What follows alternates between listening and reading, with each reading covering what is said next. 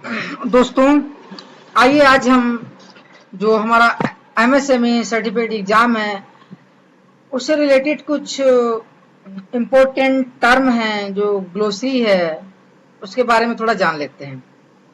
जैसे accounting policies का क्या मतलब है?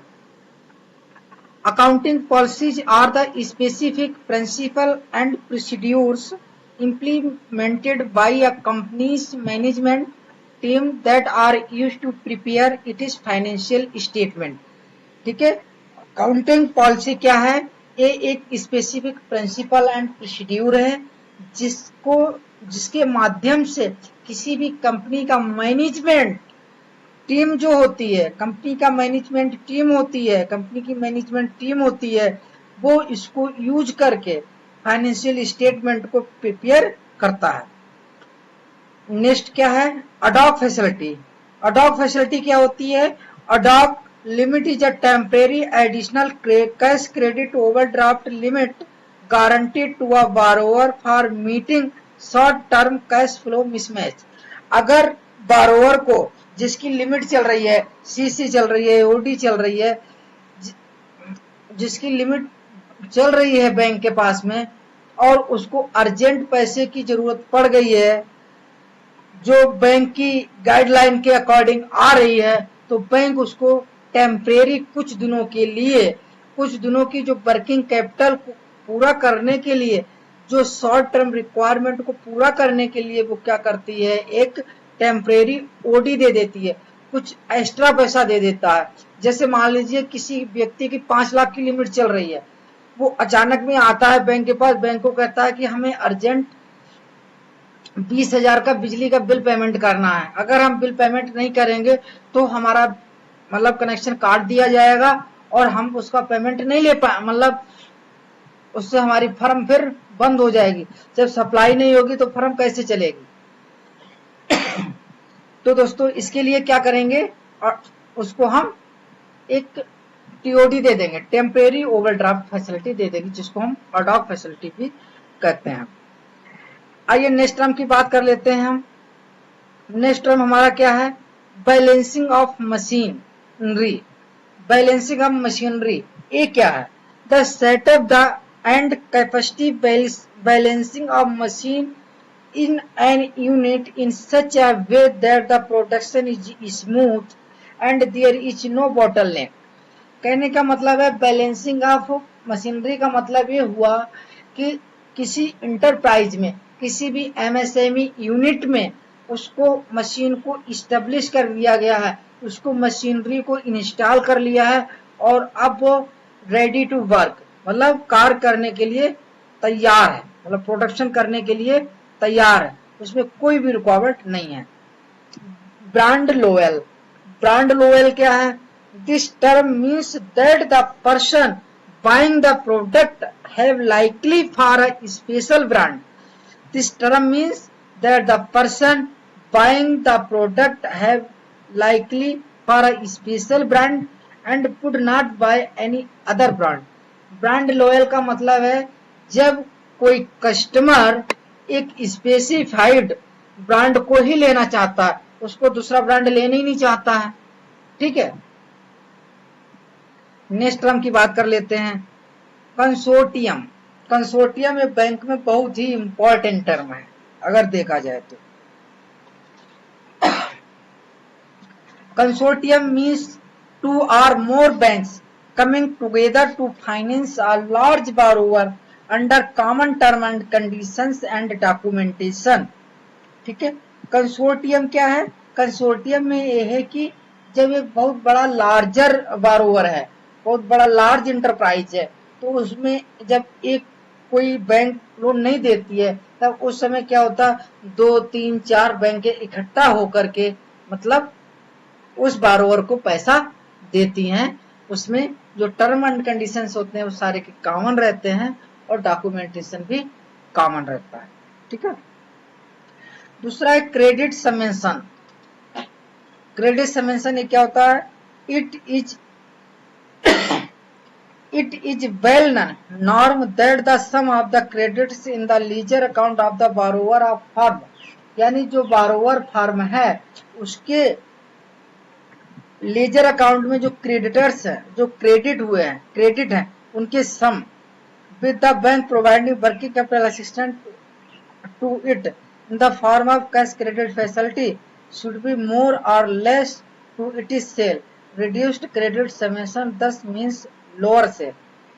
कहने का मतलब यह है कि जो क्रेडिट समेशन का मतलब ये हुआ कि जो उसने क्रेडिट फैसिलिटी बैंक से ले रखी है और जो वो प्रोडक्शन जिस भी चीज का वो प्रोडक्शन कर रहा है उस प्रोडक्शन की जो सेल कर रहा है, तो जो सेल की अमाउंट है और जो बैंक से लोन ले रखा है उसकी अमाउंट जो है, तो उसका जो डिफरेंस है वो क्रेडिट समेशन का डिफरेंस कहलाएगा। यानी सीधी भाषा में अगर हम बात करें तो क्रेडिट समेशन का मतलब होता है सेल प्रोसीड, सेल्स प्रोसीड, यानी जो वो बिक्री करता है, जो जो प्रोडक्ट की बिक्री करता है उससे जो पैसा मिलता है वो क्रेडिट समेशन कहलाता है। ठीक है, आइए नेक्स्ट टर्म की बात कर लेते हैं, डायग्नोस्टिक स्टडीज। डायग्नोस्टिक स्टडीज ये क्या होता है? A diagnostic study is a formal examination to identify the MSME industries। मतलब डायग्नोस्टिक स्टडी क्या है? एक फॉर्मल एग्जामिनेशन है जो एमएसएमई इंडस्ट्री को के कुछ स्पेसिफिक एरियाज है, वीकनेस एंड स्ट्रेंथ के जो स्पेसिफिक एरियाज है उनको आइडेंटिफाई करता है, उनका अध्ययन करती है, उनको एग्जामिनेशन करता है। In order determine measure for improving the condition, जिससे क्या होता है कि जो कमियां डिटेक्ट होती हैं उन कमियों को इम्प्रूव किया जा सकता है। नेक्स्ट टर्म की बात करते हैं, inter credit agreement, inter creditors agreement ये क्या होता है? And inter creditor agreement ICA and inter creditor agreement ICA is an agreement between two or more creditors agree in advance how their competitive interest in their common borrower will be dealt with। मतलब inter creditors agreement का मतलब ये हुआ जब एक से अधिक संस्थाएं, एक से अधिक बैंक्स, एक से अधिक FIs, मतलब एक पार्टिकुलर बंदे को जो लोन देती हैं उसका जो एग्रीमेंट होता है वो कहलाता है इंटर क्रेडिटर्स एग्रीमेंट। आइए दोस्तों नेक्स्ट टर्म की बात कर लेते हैं, मार्केट इंटेलिजेंसी। मार्केट इंटेलिजेंसी क्या होता है? Market intelligence here refer to the information relevant to an enterprise. Market intelligence refer करता है किसको? Relevant information related to enterprises gathering from various informal formal source and analyzed specifically for the purpose of accurate and confident decision making as regards its financial position, repaying capacity etc। कहने का मतलब market intelligence का मतलब ये हुआ कि जो relevant information है एंटरप्राइज की उसको इकट्ठा करके, चाहे वो वेरियस या in various formal informal sources से उसको हम कलेक्ट करते हैं, कलेक्ट करके उसका एनालिसिस करते हैं for the purpose of accurate and confident decision making. मतलब कॉन्फिडेंट यानी एक्यूरेट डिसीजन लेने के लिए हम उसका अध्ययन करते हैं। एज रिगार्ड अगर हम बात करें तो financial position, repayment capacity etcetera, जैसे उसकी फाइनेंशियल स्टेटस कैसी है, फाइनेंशियल सिचुएशन कैसी है फर्म की, और उसकी रिपेइंग कैपेबिलिटी है या नहीं है।